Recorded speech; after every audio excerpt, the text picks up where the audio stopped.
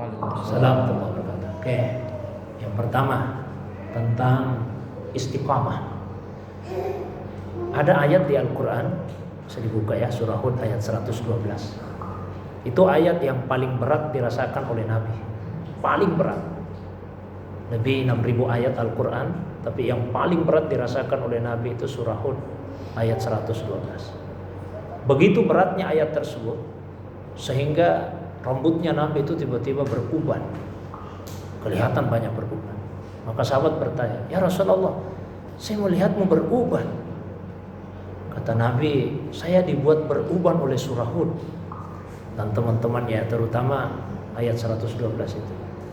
Begitu beratnya ayat tersebut, kata sahabat yang lain, sejak ayat itu turun, Nabi itu tidak pernah lagi tertawa yang apa namanya, hanya senyum biasa sajalah.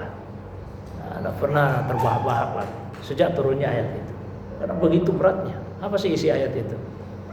Fastaqim kama umirta wa man taba ma'ak.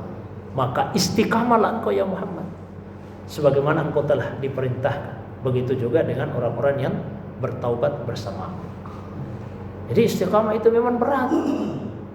Kalau tidak berat bukan istiqamah namanya, istirahat. Istirahat yang tidak berat.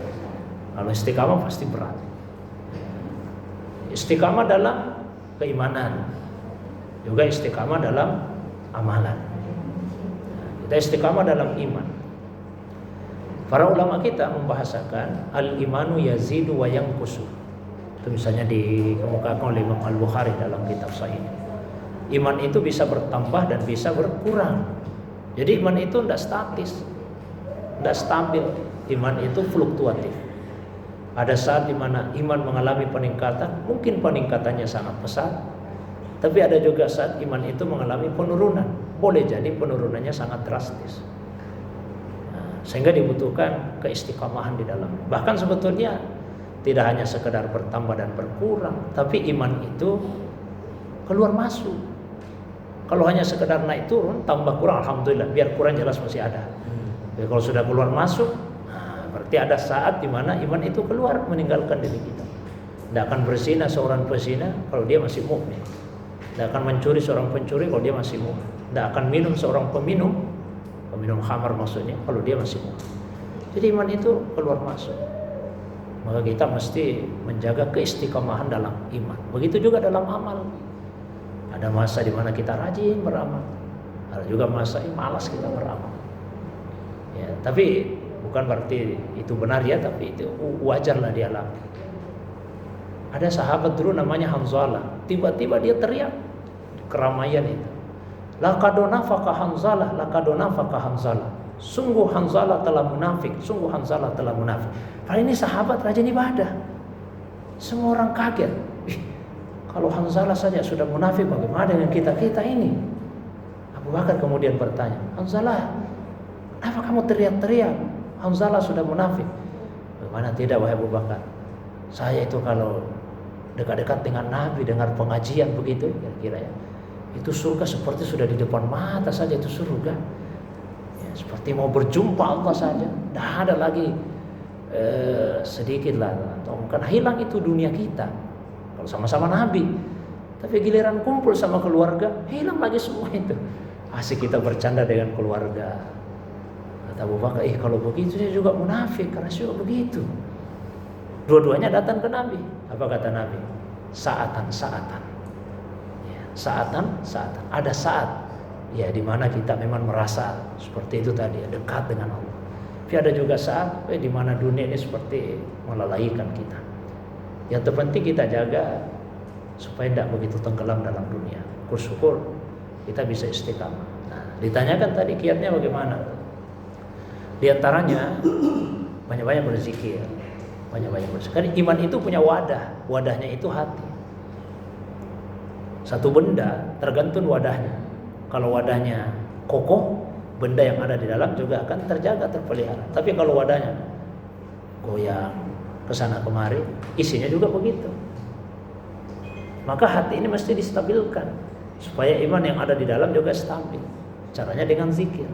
Ala bi zikrillahi tatmainnul qulub. Ketahuilah dengan zikir hati itu akan menjadi tenang. Terus yang berikutnya, banyak baca Quran. Kalau tidak bisa ya mendengar saja orang yang mengaji. Wa idza tuliyat alaihim ayatuhu zadatuhum imana. Kalau dibacakan pada mereka ayat-ayat Allah, bertambah imannya.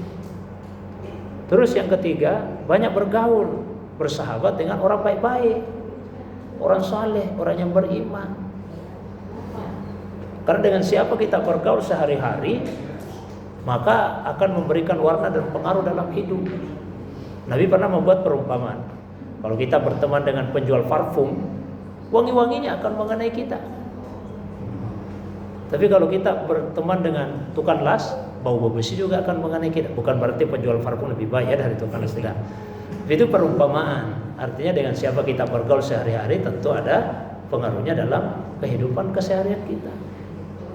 Terus yang keempat, iman itu ibarat tanaman. Dia perlu pupuk, perlu disirami. Caranya bagaimana? Dengan ilmu. Maka luangkanlah waktu untuk selalu menambah ilmu. Karena itulah yang bisa menjadi pupuk dan bahkan menyirami iman kita. Kalau tidak disirami, tanaman itu bisa layu, bisa mati. Iman juga begitu. Tidak pernah kita sirami dengan ilmu, maka iman itu bisa habis. Jadi selalu alokasikan waktu untuk menambah ilmu.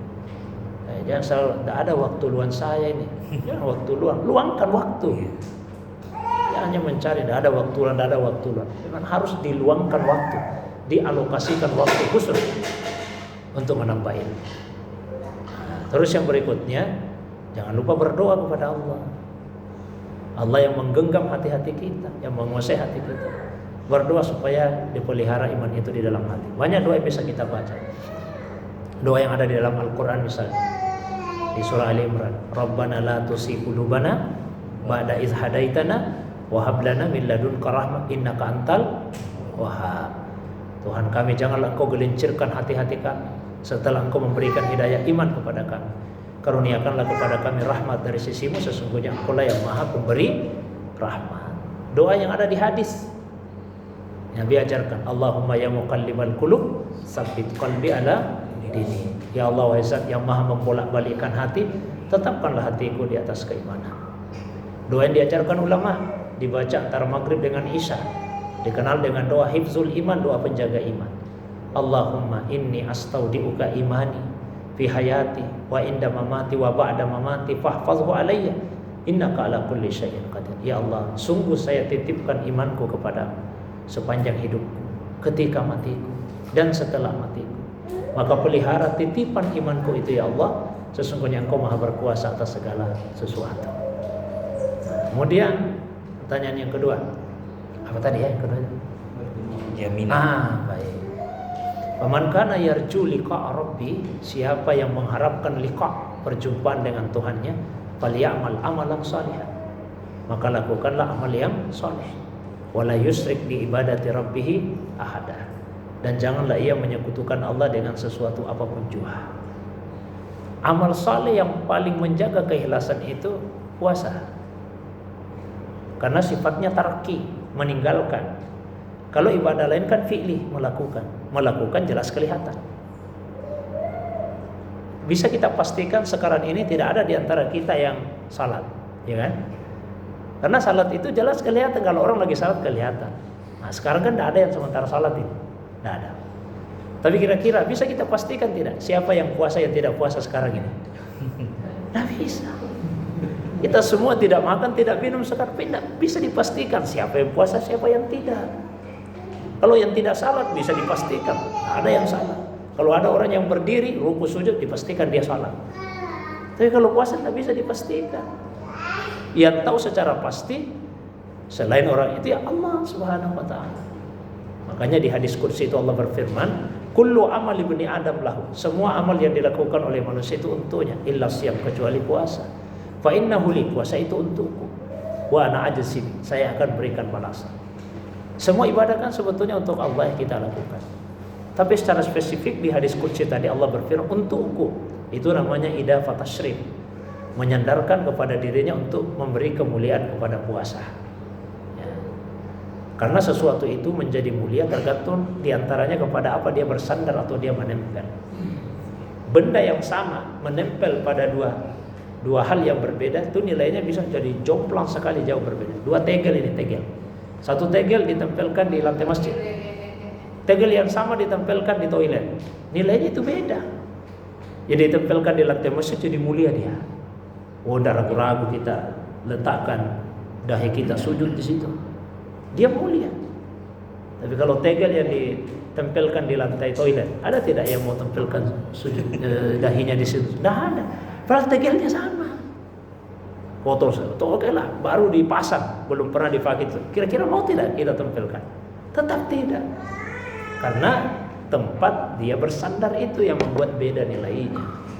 Seperti itu. Kertas yang menempel di Al-Quran jadi mushaf itu mulia dibandingkan yang menempel di bacaan-bacaan yang lain. Jadi Allah ingin memberi kemuliaan kepada puasa, maka Allah sebut puasa untukmu. Saya akan memberikan balasan. Nah, kita harus hati-hati. Misalnya kita kerja kepada seseorang, gajinya ditentukan. Kamu kerja sama saya 1 bulan. Gaji berapa? 3 juta. Jelas ini gajinya 3 juta. Mau rajin mau malas sudah jelas 3 juta. Tapi kalau misalnya kita kerja sama seseorang terus saya katakan, gaji saya bagaimana? Kalau masalah gajimu itu urusan saya lah. Hati-hati. Bisa kita dapat gaji lebih kecil dari harapan, bisa juga lebih besar yang kita harapkan. Ini Allah katakan, saya akan memberikan balasan.